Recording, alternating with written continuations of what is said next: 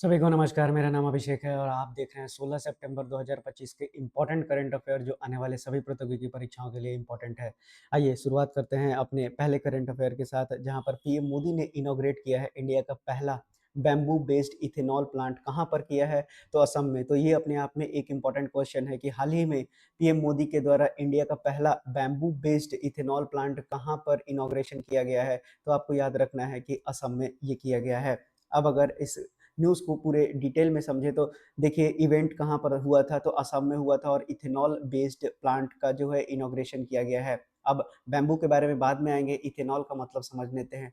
तो इथेनॉल एक प्रकार का अल्कोहल है जिसका कि फॉर्मूला होता है C2H5OH, यानी कि यहाँ पर 2 कार्बन 5 हाइड्रोजन और एक हाइड्रोक्साइड आयन होता है। ये बात याद कर लीजिएगा।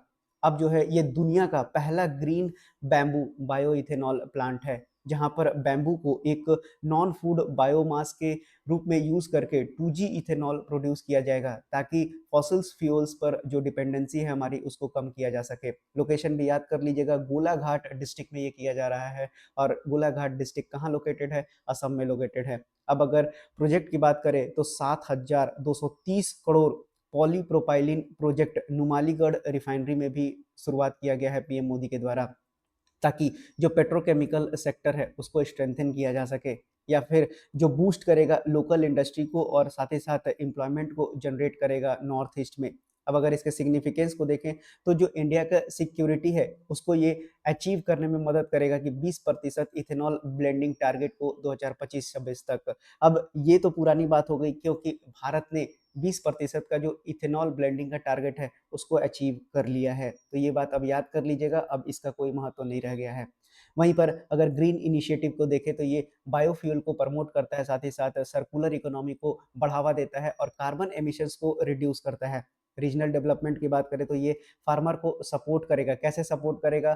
तो ये बैम्बू कल्टीवेशन के लिए एक मार्केट प्रोवाइड करेगा फार्मर्स को। वहीं अगर स्ट्रेटेजिक वैल्यू को देखें तो असम और नॉर्थ ईस्ट इमर्ज करेगा बायोफ्यूल हब की तरह। चलिए, अब अगर बात करें बायोफ्यूल के बारे में तो बायोफ्यूल को मेनली 3 जनरेशन्स में क्लासिफाई किया जाता है उसके फीड स्टॉक और टेक्नोलॉजी के आधार पे। जो फर्स्ट जनरेशन बायोफ्यूल्स होता है ये फूड क्रॉप से डिराइव होता है, जिसमें शुगर, स्टार्च, वेजिटेबल ऑयल और एनिमल फैट्स होते हैं। अगर इसके एग्जांपल की बात करें तो कॉर्न इथेनॉल और सोय बायोडीजल। वहीं अगर सेकेंड जनरेशन बायोफ्यूल की बात करें तो यहाँ पर नॉन फूड बायोमास, जैसे कि सेलुलोजिक मटेरियल जो एनर्जी क्रॉप से आते हैं, जैसे कि ग्रासेस से, विल्लो से और एग्रीकल्चर या फिर फॉरेस्ट्री रेसिड्यू से। अब अगर यहाँ पर एग्जांपल देखें तो इथेनॉल और बायोडीजल कहाँ से आता है? नॉन एडिबल ऑयल सीड्स या फिर एग्रीकल्चर वेस्ट से। वही थर्ड जनरेशन बायोफ्यूल्स कहाँ से आता है? तो मराइन ऑर्गेनिज्म से, और स्पेशली बात करें तो एल्गी। अपने आप में ये एक इंपॉर्टेंट क्वेश्चन है जो कई बार प्रतियोगी परीक्षा में पूछा गया है। वहीं अगर एग्जाम्पल याद कर लीजिएगा, माइक्रो एल्गी जो कि डिराइव होता है बायोडीजल से। और फोर्थ जनरेशन बायोडीजल की बात करें तो इसमें जो है जेनेटिकली इंजीनियरिंग माइक्रो ऑर्गेनिज्म, जिसमें कि एल्गी को भी इंक्लूड किया जाता है, इससे बायोफ्यूल को प्रोड्यूस किया जाता है ज़्यादा एफिशिएंटली, ताकि कार्बन कैप्चर एमिशन को इन्वॉल्व किया जा सके। अब अगर आपने बायोफ्यूल के बारे में सीख लिया है तो इथेनॉल ब्लेंडिंग के बारे में भी जान लीजिए। तो इथेनॉल ब्लेंडिंग का मतलब होता है कि इसमें हम मिक्स करते हैं इथेनॉल को। इथेनॉल क्या है? तो एक रिन्यूएबल बायोफ्यूल है जो कि प्लांट सोर्सेस जैसे कि शुगर केन, कॉर्न से बना होता है।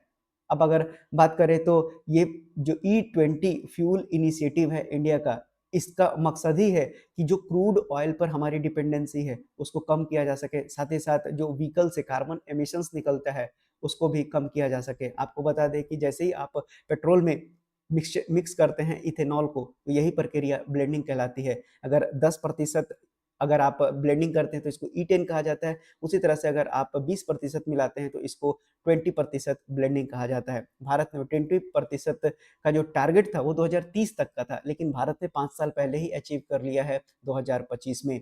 अब आप देखिए कि जो आप पेट्रोल होता है अगर उसमें आप ब्लेंड करते हैं यानी इथेनॉल को डालते हैं तो ऑक्सीजन का मात्रा वहाँ बढ़ जाता है, जिससे कि जो पेट्रोल का कंबसन है वो ज़्यादा अच्छा होने लगता है, जिससे फ्यूल से निकलने वाला जो एमिशन पहले था और मिलाने के बाद, ब्लेंड करने के बाद जो एमिशन होता है उसमें कमी आ जाती है, क्योंकि ऑक्सीजन का मात्रा वहाँ पर बढ़ जाता है।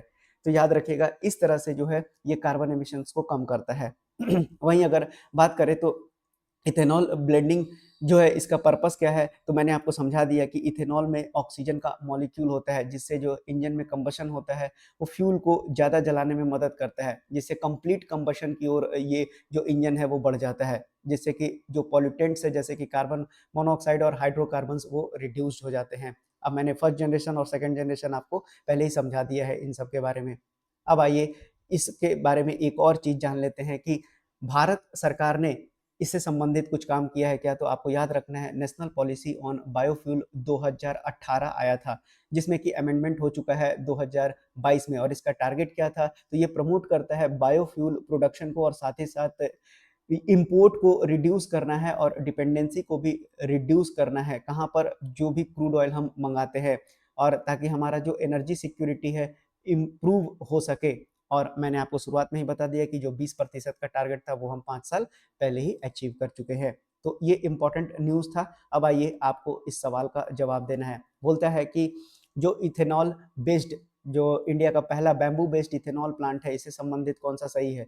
तो गोलाघाट डिस्ट्रिक्ट बिल्कुल सही, असम में सिचुएटेड है। दुनिया का पहला इस तरह का है, ये भी बिल्कुल सही है। इसको नेशनल जो पॉलिसी है ऑन बायोफ्यूल 2018, इसके तहत इसको लाया गया है, तो ये बिल्कुल सही है। 1, 2, 3 इस सवाल का सही उत्तर हो जाएगा।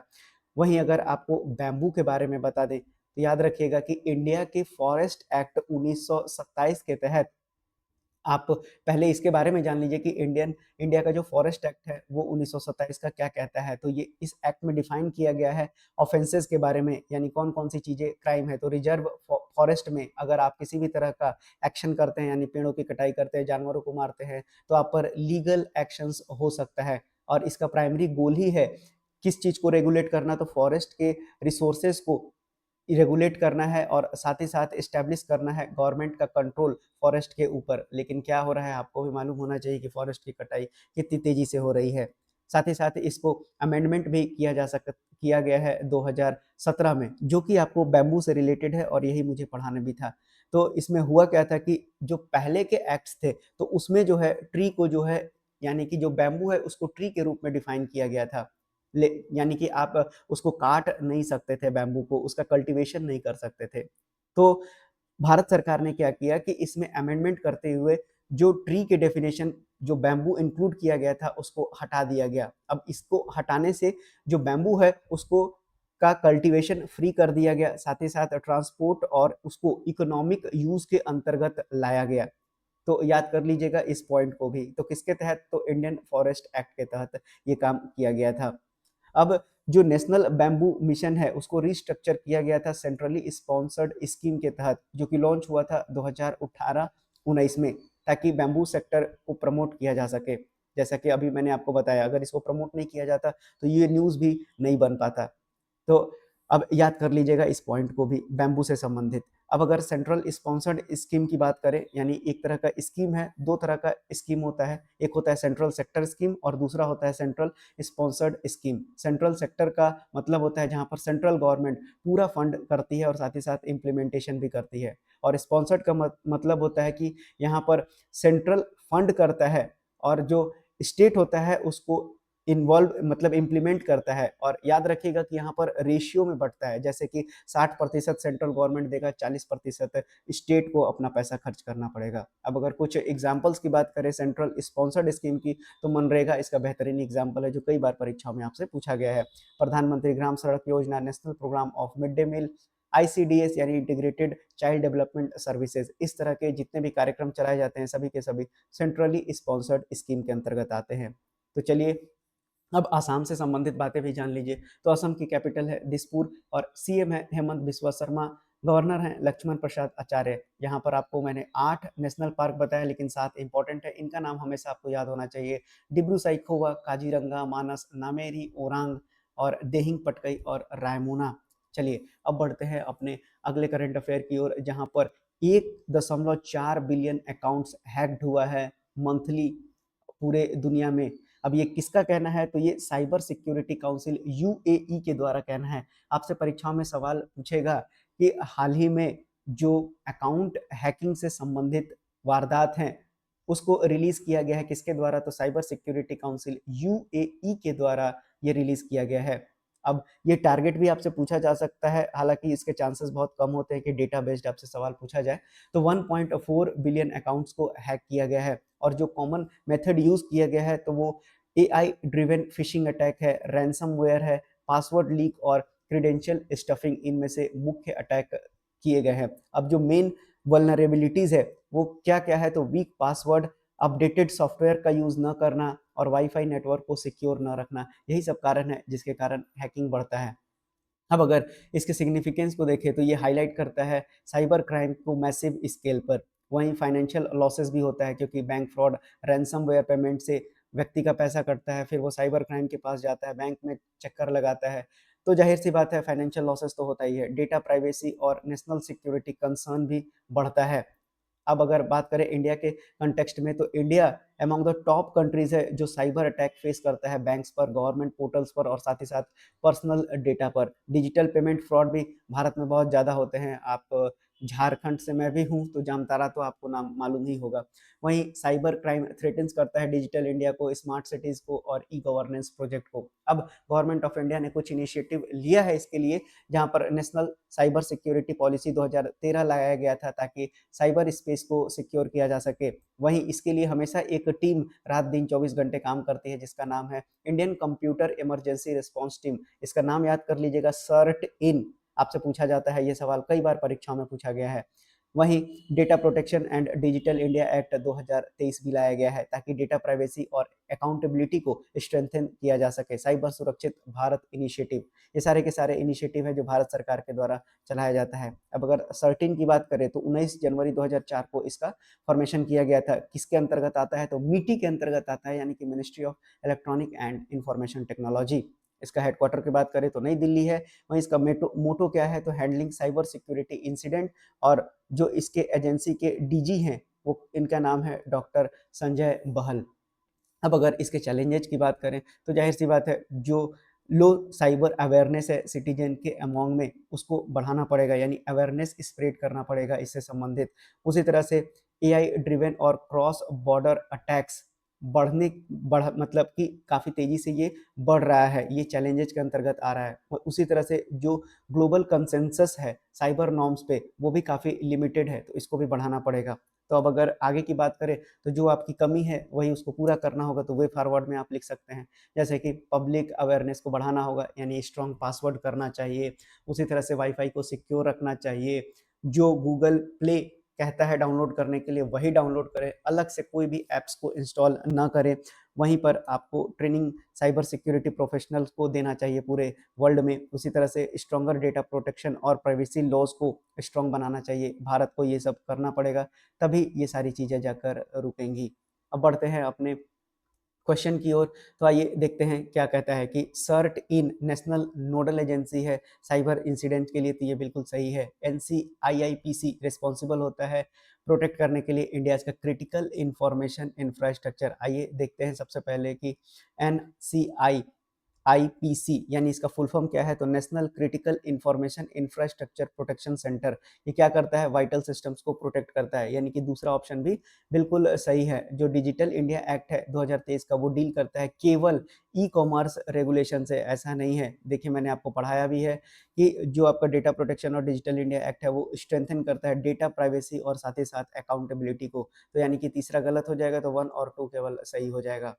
अब आइए बढ़ते हैं अपने अगले करंट अफेयर पे, जहाँ पर कि इंडियन नेवी जो है पहला Tata made Spanish 3D surveillance radars मिलेगा उसके वारशिप्स को। और सिर्फ यही नहीं मिलेगा, अभी 19 यानी कि 19 और अभी भारत को मिलने वाला है। अब याद कर लीजिएगा कि पहला Tata made Spanish 3D surveillance radar, ये किसके लिए यूज किया जाएगा, तो वारशिप्स के लिए यूज किया जाएगा। कहाँ इंडक्ट किया जाएगा, तो इंडियन नेवी को दिया जाएगा। अब जो डील है वो यूएस डॉलर 145 मिलियन का है, जिसको 2020 में ही साइन किया गया था। अब अगर सप्लायर के कोलैबोरेशन को देखें तो टेक्नोलॉजी जो है स्पेन से लिया गया है और इसको मैन्युफैक्चर कौन कर रहा है, तो Tata advance system limited, TASL इसका नाम याद कर लीजिएगा। अब जो इंडक्शन प्लान है इसमें 20 रडार सप्लाई किया जाएगा, यानी अगर एक मिल गया तो बाकी का 19 भी मिल ही जाएगा। अब अगर इसके कैपेबिलिटी की बात करें तो ये एक लॉन्ग रेंज एयर डिफेंस और एंटी मिसाइल ट्रैकिंग का काम करेगा। और 3D रडार की बात करें तो ये डिटेक्ट करेगा रेंज को, एल्टीट्यूड को और डायरेक्शन को, किससे, दुश्मनों से आने वाले जो मिसाइल्स हैं उनको, और इन्हेंस करेगा मैरीटाइम डोमेन अवेयरनेस को। तो इंपॉर्टेंट है ये वाला न्यूज़, याद कर लीजिएगा। अब अगर इसके सिग्निफिकेंस को भी देखें तो ये बूस्ट करेगा इंडिया नेवी के सर्विलांस को और एयर डिफेंस कैपेबिलिटीज को भी बढ़ाएगा, स्ट्रेंथन करेगा आत्मनिर्भर भारत को, क्योंकि ये टेक्नोलॉजी तो स्पेन की है, बना कौन रहा है, टाटा बना रहा है, तो जाहिर सी बात है आत्मनिर्भर भारत जो डिफेंस सेक्टर में है उसको मजबूती मिल रहा है। साथ ही साथ इन्हेंस कर रहा है नेवी की एबिलिटी को कि वो डिटेक्ट कर सके एयरबॉर्न थ्रेट्स को, ड्रोन्स को और एंटीशिप्स मिसाइल को। ये सपोर्ट करेगा इंडिया के स्ट्रेटेजिक फोकस पर इंडियन ओशियन रीजन में। अब अगर ब्रॉडर कॉन्टेक्स्ट में देखें तो इंडिया अपने नेवल फ्लीट को मॉडर्नाइज कर रहा है। क्यों? क्योंकि चाइना का जो इंडियन ओशियन रीजन में प्रेजेंस है वो बढ़ता चला जा रहा है। वहीं रडार जो है क्रिटिकल है multi layer defence system warship के लिए। अब अगर गवर्नमेंट ऑफ इंडिया के इनिशिएटिव के देखें, इंडिजिनाइजेशन के नजरिए से, यानी कि भारत में बनने वाली चीज़ों की बात हो रही है, तो डिफेंस एक्विजिशन प्रोसीजर 2020 में लाया गया ताकि मेक इन इंडिया को पुश मिल सके। पॉजिटिव इंडिजिनाइजेशन लिस्ट बनाया गया ताकि इंपोर्ट पर बैन किया जा सके स्पेसिफिक डिफेंस आइटम्स को। वहीं प्राइवेट सेक्टर को भी डिफेंस मैन्युफैक्चरिंग में बढ़ावा दिया गया स्ट्रेटेजिक पार्टनरशिप मॉडल के तहत। डिफेंस प्रोडक्शन और एक्सपोर्ट प्रमोशन पॉलिसी 2020 लाया गया ताकि $5 बिलियन एक्सपोर्ट भारत का टारगेट है 2025 तक। अब अगर चैलेंजेस की बात करें तो R&D इन्वेस्टमेंट की अभी भी ज़रूरत है, और साथ ही साथ जो एग्जीक्यूशन और इम्प्लीमेंटेशन है, टाइम पर चीज़ें नहीं हो पाती हैं भारत में, ये आप भी जानते हैं और हम सब कोई जानता है। तो आगे क्या करना होगा, तो पब्लिक पार्टनरशिप, प्राइवेट पार्टनरशिप को बढ़ावा देना होगा डिफेंस में, साथ ही साथ इन्वेस्ट करना होगा डोमेस्टिक रडार और सेंसर टेक्नोलॉजी पर, और ज्वाइंट करना होगा, इन्हेंस करना होगा, ज्वाइंट करना होगा R&D फ्रेंडली नेशंस के साथ, जैसे कि रशिया है जो कि करता ही है, USA वगैरह से भी हमको डील करना पड़ेगा। इटली के पास भी अच्छी टेक्नोलॉजी है, जर्मनी के पास भी अच्छी टेक्नोलॉजी है, तो इनसे हमको अपना साझा बढ़ाना पड़ेगा ताकि हम R&D को और अच्छे से इम्प्लीमेंट कर सकें। चलिए बढ़ते हैं अब आगे और इस क्वेश्चन को देखते हैं। बोलता है कि जो नया नेवी 3D सर्विलांस रडार है उससे संबंधित कौन सा सही है, तो इसको मैन्युफैक्चर कौन कर रहा है, टाटा एडवांस सिस्टम, बिल्कुल किसके कोलैबोरेशन से, स्पेन के कोलैबोरेशन से, तो पहला बिल्कुल सही है। उसी तरह से ये एरियल और मिसाइल थ्रेट्स दोनों को डिटेक्ट करेगा, ट्रैक करेगा, तो ये बिल्कुल सही है। इसको डेवलप किया गया है DRDO के तहत, नहीं किया गया है मेक इन इंडिया 2 इनिशिएटिव के तहत, नहीं किया गया है, तो 1 और 2 इस सवाल का बिल्कुल सही उत्तर हो जाएगा। चलिए अब बढ़ते हैं आगे। तो आगे भी अच्छा, इंडियन नेवी के जो चीफ ऑफ नेवल स्टाफ हैं उनका नाम है एडमायरल दिनेश कुमार त्रिपाठी, याद कर लीजिएगा, ये नाम इंपॉर्टेंट है। अब जो है इंडियन नेवी को मिलने वाला है indigenous anti submarine warfare ship, ताकि जो मैरीटाइम प्रोवेस है उसको बढ़ावा मिल सके। देखिए उसका नाम क्या है, तो INS एंड्रॉथ, याद कर लीजिएगा। ये किस तरह का है, तो anti submarine warfare shallow watercraft है। अब जो एंड्रॉथ है ये एक आइलैंड है लक्षद्वीप में, उसी के ऊपर इसको रखा गया है। ये रिफ्लेक्ट क्या करता है, तो इंडिया का फोकस को दिखाता है मैरीटाइम फ्रंटियर और आइलैंड टेरिटरीज को प्रोटेक्ट करने के लिए। अब इसका रोल क्या होगा, तो ये डिटेक्ट करेगा, ट्रैक करेगा और साथ ही साथ न्यूट्रलाइज कर देगा इनेमी के सबमरीन्स को, कहाँ पर, कोस्टल्स वाटर में। वहीं अगर इसके बिल्डर की बात करें तो ये भी नाम इंपॉर्टेंट है, गार्डन रीच शिप बिल्डर्स और इंजीनियर्स, कहाँ के, कोलकाता ने बनाया है, किसके तहत, आत्मनिर्भर भारत के तहत। अब इसके फीचर्स क्या क्या हैं, तो इसमें सोनार और सेंसर्स पूरी तरह से एडवांस लगे हुए हैं, टॉर्पीडोज और ASW रॉकेट लॉन्चर भी है इसमें, और ये परफॉर्म कर सकता है लिमिटेड माइन लेइंग और सर्च रेस्क्यू रोल्स को भी ये बखूबी निभा सकता है। अब अगर इसके सिग्निफिकेंस की बात करें तो इंडिया का जो अंडर वाटर वारफेयर कैपेबिलिटी है उसको ये क्या दिखा रहा है, तो बढ़ता हुआ कैपेबिलिटी को दिखा रहा है इंडियन नेवी का, कहाँ पर, इंडियन ओशियन रीजन में। साथ ही साथ सी लेंस ऑफ कम्युनिकेशन और स्ट्रेटेजिक आइलैंड टेरिटरीज को, इसके प्रोटेक्शन को ये इन्हेंस करेगा। वहीं इंडिजिनाइजेशन इन शिप बिल्डिंग को भी ये रिफ्लेक्ट करता है भारत में। अब अगर ब्रॉडर कॉन्टेक्स्ट में देखें तो चाइना के इंक्रीजिंग सबमरीन एक्टिविटीज को ये चैलेंज कर रहा है। साथ ही साथ जो पाकिस्तान है वो भी अपना सबमरीन फ्लीट को बढ़ा रहा है चाइना के असिस्टेंट के साथ, तो भारत को निश्चित रूप से इन सब चीज़ों में काम करना पड़ेगा। अब अगर गवर्नमेंट ऑफ इंडिया इनिशिएटिव की बात करें तो अभी मैंने आपको ये सारी चीज़ें समझा के रखी हैं। चलिए चैलेंजेज की बात करें तो फिर से वही चैलेंजेज आ जाएंगे कि भारत को डिप्लॉय करना पड़ेगा एडवांस वेपन्स को, और साथ ही साथ प्राइवेट पार्टनरशिप करना पड़ेगा, देशों से मिलकर R&D पर जो देश ज़्यादा टेक्नोलॉजी में काम करते हैं, आगे हैं हमसे, उनके साथ मिलकर कोलैबोरेट करके हमको इसमें काम करना होगा। तो चलिए बढ़ते हैं अपने क्वेश्चन की ओर। आईएनएस एंड्रॉथ से संबंधित कौन-सी बातें सही हैं? तो देखिए, ये जो है anti submarine warfare shallow watercraft है, ये बिल्कुल सही है। और लक्षद्वीप आर्चिपिलागो के नाम पर ये रखा गया है और इसको बिल्ड किया गया है कोचिन शिपयार्ड लिमिटेड के द्वारा, नहीं किसके द्वारा बिल्ड किया गया है? तो मैंने आपको बताया गार्डन रीच शिप बिल्डर्स और इंजीनियर्स कोलकाता के द्वारा इसको बिल्ड किया गया है। चलिए बढ़ते हैं अपने अगले करंट अफेयर पे, जहां पर डीएससी A22 को लॉन्च किया गया है। ये थर्ड शिप है, 5 इंटू डाइविंग सपोर्ट क्राफ्ट है, यानी डाइविंग सपोर्ट क्राफ्ट का ये काम करेगा। अब इसका नाम याद कर लीजिएगा, डाइविंग सपोर्ट क्राफ्ट हाल ही में लॉन्च किया गया, उसका नाम बताइए। तो DSC A22 है और ये तीसरे नंबर का है। और इसको बिल्ड किसके द्वारा किया गया है? तो टीटागढ़ रेल सिस्टम लिमिटेड के द्वारा, जो कि कोलकाता में है और इंडियन नेवी के लिए काम करता है। तो इसका नाम भी याद कर लीजिएगा, इंपॉर्टेंट है। मेक इन इंडिया के तहत इसको काम किया गया है। अब अगले करंट अफेयर की ओर बढ़े तो एम्स दिल्ली ने इंस्टॉल किया है डा विंची रोबोट। बहुत ही इंपॉर्टेंट क्वेश्चन है, ताकि जो डॉक्टर्स हैं उनको ट्रेन किया जा सके रोबोटिक सर्जरी में। अब आपको बता दें कि ये इवेंट कहाँ ऑर्गेनाइज किया गया था, तो एम्स दिल्ली में इंस्टॉल किया जा रहा है da Vinci robotic surgical system. क्या करेगा? ट्रेन करेगा डॉक्टर्स को रोबोटिक सर्जरी में। और जो स्पेशलिटी है, कहाँ कहाँ पर ज़्यादातर यूज़ किया जाएगा, तो यूरोलॉजी में, और उसी तरह से कार्डियो थोरेसिस में, ऑन्कोलॉजी, कैंसर, गायनेकोलॉजी यानी कि वुमेन को देखने वाली जो स्पेशलिस्ट होती हैं, यूरोलॉजी यानी कि किडनी वगैरह से संबंधित जो बीमारी होती है वहां पर। अब जो डा विंसी है, ये दुनिया का most widely used robot assisted surgical platform है। तो सवाल निश्चित बनेगा आपको। अब इसके फीचर्स को देखें तो ये 3D high definition visualisation provide करता है, और साथ ही साथ जो चीड़ा फाड़ी होता है, इन्वेजिव सर्जरी को कम से कम कर देता है हाई प्रिसीजन के साथ। वहीं जो सर्जन होंगे इसको ऑपरेट करेंगे कंसोल विथ रोबोटिक्स आर्म्स के जरिए। अब इसका सिग्निफिकेंस देखें तो ये इंडिया के मेडिकल एजुकेशन और स्किल डेवलपमेंट में मदद करेगा, एडवांस सर्जरी में इंडिया को आगे ले जाएगा। आपको बता दें कि tourism sector, medical tourism sector में भी भारत काफी आगे है, और देशों के रिस्पेक्ट में काफी लोग यहाँ इलाज के लिए आते हैं, तो इसमें भी भारत को काफी फायदा मिलेगा।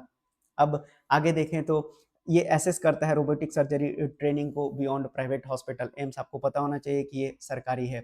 अब इसका जो एम्स दिल्ली का जो पोजीशन है, एक नेशनल हब बनेगा रोबोटिक सर्जरी ट्रेनिंग का। अच्छी बात है, लोगों का जान बचेगा तो अच्छी बात होगी। अब अगर इसके चैलेंजेस की बात करें, ये जरूरी है। अब ये जो मशीन लगने वाला है, इसका इंस्टॉलेशन और जो मेंटेनेंस कॉस्ट है वो काफ़ी ज़्यादा है। अब इसकी जो एसेसिबिलिटी होगी शुरुआत में तो निश्चित रूप से लिमिटेड होगी, जब तक कि पर पर्सन का जो रीच है उसके हिसाब से जितनी मशीनें होनी चाहिए उतनी तो नहीं ही लग पाएंगी। तो इसलिए ये भी एक चैलेंजेस के अंतर्गत आ जाएगा। अब लार्ज स्केल ट्रेनिंग प्रोग्राम की जरूरत पड़ेगी ताकि डिमांड को मीट किया जा सके। भारत बहुत बड़ी आबादी वाला देश है, जहां पर कैंसर, कार्डियक और यूरोलॉजिकल समस्याएं दिन दुगना रात चौगुना बढ़ते जा रहा है। चलिए, अब अगर गवर्नमेंट और पॉलिसी एंगल को देखें तो इसको अलाइन किया जा रहा है नेशनल मेडिकल कमीशन, जो कि फोकस करता है एडवांस ट्रेनिंग को। साथ ही साथ ये स्किल इंडिया को भी सपोर्ट कर रहा है और प्रमोट करता है मेडिकल टेक्नोलॉजी और इनोवेशंस इंडिया में। अब अगर वे फॉरवर्ड की बात करें तो एक्सपैंड रोबोटिक सर्जरी ट्रेनिंग को ये बढ़ावा मिल रहा है एम्स और दूसरे मेडिकल कॉलेजेज में। साथ ही साथ ये स्ट्रेंथन करेगा पब्लिक प्राइवेट पार्टनरशिप को, और जो रोबोटिक सर्जरी है उसको अफोर्डेबल बनाने की कोशिश करना पड़ेगा Tier 2 और Tier 3 सिटीज में भी, जहाँ जैसे कि हम लोग जहाँ पर रहते हैं। अब अगर बात करें तो इस क्वेश्चन को भी देख लीजिए, डा विंसी सिस्टम वर्ल्ड का मोस्ट वाइडली यूज है, तो ये बिल्कुल सही जवाब है। एम्स दिल्ली में इंस्टॉल किया जा रहा है। रोबोटिक सर्जरी जो है एलिमिनेट करता है, नहीं नहीं ऐसा नहीं है, ह्यूमन सर्जन को ही ट्रेनिंग दिया जा रहा है, तो ये गलत हो जाएगा, ह्यूमन का इन्वॉल्वमेंट जरूरी है। चलिए अब बढ़ते हैं अपने अगले करंट अफेयर पे, जहाँ पर काका ने 5वां ऑल इंडिया राज्यसभा सम्मेलन को इनॉग्रेट किया है। यानी कि आपको मालूम होना चाहिए हिंदी दिवस से संबंधित बातें। अब यहाँ पर क्या क्या हुआ है बस ये जान लीजिए, तो सारथी प्लेटफॉर्म और हिंदी शब्द हिंदू कोश को जो है ज़्यादा एसेसिबल बनाया जाएगा, इस तरह का सेंट्रल गवर्नमेंट ने इनिशिएटिव लिया है। तो सारथी प्लेटफॉर्म किसके द्वारा इनॉग्रेट किया गया है, यही सवाल आपसे एग्जाम में बन जाएगा। तो अमित शाह काका का नाम याद कर लीजिएगा। अब ये जो ये जो आपको इनॉग्रेशन है ये कहाँ पर किया गया है, ऑल इंडिया राजभाषा सम्मेलन, तो ये महात्मा मंदिर गांधीनगर गुजरात में किया गया है, इसको भी याद कर लीजिएगा। अब जो काका हैं उन्होंने क्या कहा है, तो हिंदी शब्द और सिंधु शब्दकोश जो है लार्जेस्ट इंसाइक्लोपीडिया होगा पूरे दुनिया में। तो ये 3-4 पॉइंट थे जो आप याद कर लीजिएगा काका से संबंधित और हिंदी सम्मेलन से संबंधित। अब बढ़ते हैं राजभाषा की ओर। तो आपको ये बात मालूम होना चाहिए कि 14 सितंबर को हिंदी दिवस मनाया जाता है। अब संविधान सभा में राजभाषा पर 3 दिन लंबी बहस के बाद 14 सितंबर 1949 को संविधान ने हिंदी को सर्वसम्मति से राजभाषा का दर्जा दिया था। हमारे संविधान में भाग 17 के अनुच्छेद 343 से 351 तक राजभाषा को लेकर विशेष प्रावधान है। तो अब आइए जानते हैं जो इम्पोर्टेंट आर्टिकल्स है जो आपसे परीक्षाओं में पूछा जा सकता है। साथ ही साथ जो डिपार्टमेंटल एग्जाम्स होते हैं तो वहाँ पर भी इससे 15 नंबर का सवाल हमेशा आता है। तो जब भी आप सेलेक्ट हो जाएँगे और डिपार्टमेंट में जाएँगे और अगर आपको प्रमोट होना है और जब आप परीक्षा देंगे प्रमोशन के लिए अपना, तो वहाँ पर भी 15 नंबर का सवाल आपसे ज़रूर पूछा जाएगा हिंदी से। और जो मुख्यतः सवाल पूछे जाते हैं, यही जो मैंने आपको सामने दिया है, जिसको पढ़ा रहा हूँ, यही सब सवाल आपसे वहाँ पर पूछा जाता है। तो जो 343 एक है, इस अनुच्छेद में कहा गया है कि भारत संघ की भाषा देवनागरी लिपि में हिंदी होगी। उसी तरह 344 की बात करें तो इस अनुच्छेद में राजभाषा उपयोग के गठन की बात की गई है। और अनुच्छेद 345 की बात करें तो इसमें राज्यों की राजभाषाओं का जिक्र है। वहीं 346 की बात करें तो इसमें अनुच्छेद में केंद्र और राज्यों के बीच संचार की भाषा को लेकर बात कहा गया है। वहीं 347 की बात करें तो इसमें राज्यों में दूसरे राजभाषा को लेकर बात कहा गया है। और 348 की बात करें तो ये इंपॉर्टेंट है, यही सवाल आपसे परीक्षाओं में पूछा जाता है जो आप जनरल एग्जाम देने जाते हैं कंपटीशन का। तो इसमें उच्चतम न्यायालय और उच्च न्यायालय और अधिनियमों की भाषा को लेकर बात कहा गया है। 349 की बात करें तो संविधान में प्रारंभ में से 15 साल तक के दौरान जो हाई कोर्ट है, सुप्रीम कोर्ट है, उसका कार्रवाई जो है अंग्रेजी के अलावा किसी अन्य भाषा में करने के लिए कोई संशोधन में राष्ट्रपति की पूर्व अनुमति से ही लाया जाएगा। वहीं अगर 350 की बात करें तो 350 कहता है कि कोई भी व्यक्ति अपनी परेशानियों के लिए संघ या राज्य के किसी भी अधिकारी को उस समय इस्तेमाल होने वाली राजभाषा में आवेदन दे सकता है। तो ये था इम्पोर्टेंट जो आर्टिकल्स हैं उससे संबंधित बातें। अब अगर भारतीय संविधान की 8वीं अनुसूची 8th शेड्यूल की बात करें तो उनमें 22 भाषाएं शामिल हैं, जिनका कि नाम आपको याद होना चाहिए। असमिया, बंगाल, गुजराती, हिंदी, कन्नड़, कश्मीरी, कोंकणी, मलयालम, मणिपुरी, मराठी, नेपाली, उड़िया, पंजाबी, संस्कृत, सिंधी, तमिल, तेलुगु, उर्दू, बोडो, संथाली, मैथिली और डोगरी याद कर लीजिएगा इसको। और साथ ही साथ ये भी याद कीजिएगा कि 21वां संविधान संशोधन सिंधी को लाया गया था। वहीं कोंकणी, मणिपुरी और नेपाली को 71वां संविधान संशोधन 1992 के तहत लाया गया था। बोडो, डोगरी, मैथिली और संथाली को 92वां संविधान संशोधन। तो 21वां, 71वां और 92वां याद कर लीजिएगा। कब कब? 2003, 1992 और 1967। वेरी इंपॉर्टेंट क्वेश्चन है ये, हमेशा हर प्रतियोगी परीक्षाओं में ये पूछा जाता है।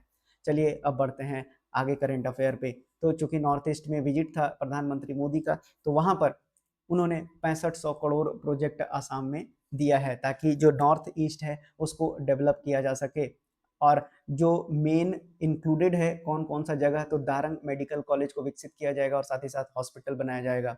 गुवाहाटी रिंग रोड का निर्माण किया जाएगा। पूर्वा नारंगी ब्रिज को लॉन्च किया गया है इस प्रोग्राम के दौरान। तो ये वाला जो है ये आपके लिए इंपॉर्टेंट हो जाएगा। आपसे पूछा जाएगा कि हाल ही में पूर्वा नारंगी ब्रिज प्रधानमंत्री ने इसका इनॉग्रेशन किया है, ये किस राज्य से संबंधित है? तो याद कर लीजिएगा, असम से संबंधित है। वहीं पीएम मोदी ने असम में रिलीज किया है 100 रुपया का कॉइन, और ये किसको कमेमोरेट करता है? तो सिंगर, लिरिसिस्ट, बहुत बड़े गायक और लिरिसिस्ट यानी गाना भी लिखते थे, इनका नाम था भूपेन हजारिका।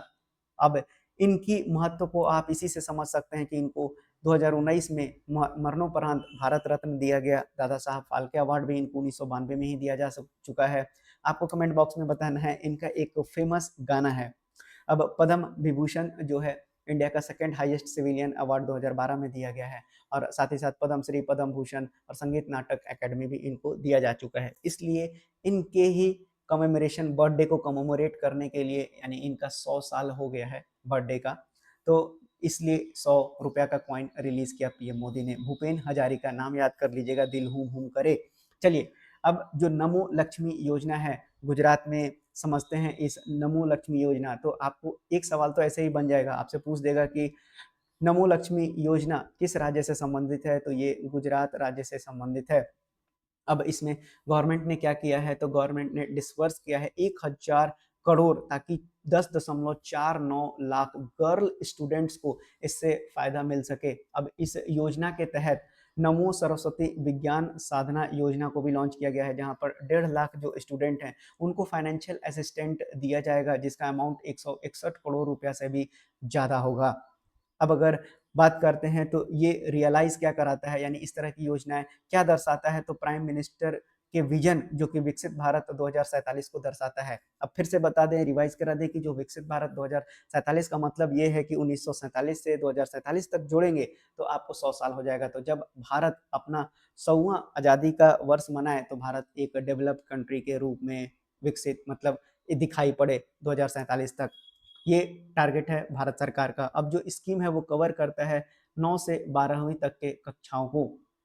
साथ ही साथ जो नमो लक्ष्मी योजना है, इसमें हर एक गर्ल को फाइनेंशियल एड कितने के दिया जा रहा है? 50,000 रुपया का दिया जाएगा 4 साल तक का, जिससे कि 10.49 लाख गर्ल्स को बेनिफिट मिलेगा और 1000 करोड़ से भी ऊपर पैसा खर्च किया जाएगा। अच्छी बात है, एजुकेशन पे पैसा खर्च होना ही चाहिए।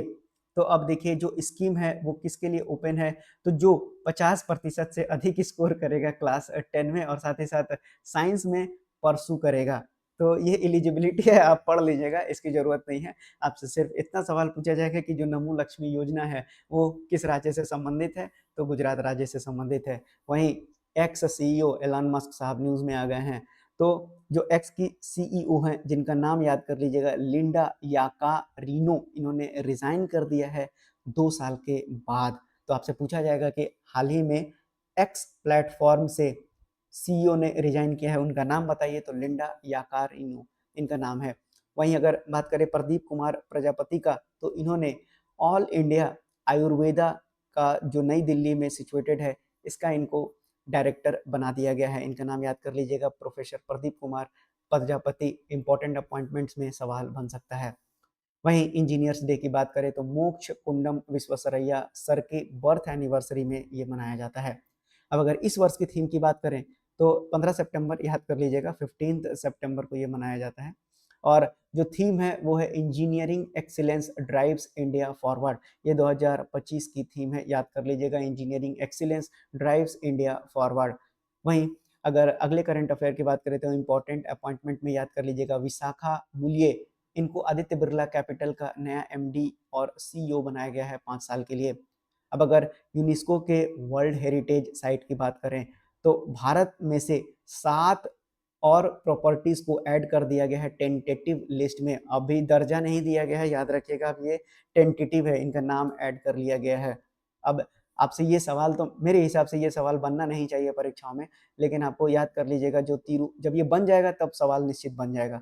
तिरुमाला हिल्स जो आंध्र प्रदेश में है और डेक्कन ट्रैप जो कि पंचघानी और जो महाबलेश्वर है महाराष्ट्र में, इन दोनों को भी इंक्लूड कर लिया गया है 7 में से। तो ये दोनों नाम इंपॉर्टेंट है, यानी ऐसा लगता है कि ये दोनों को इंक्लूड कर लिया जाएगा।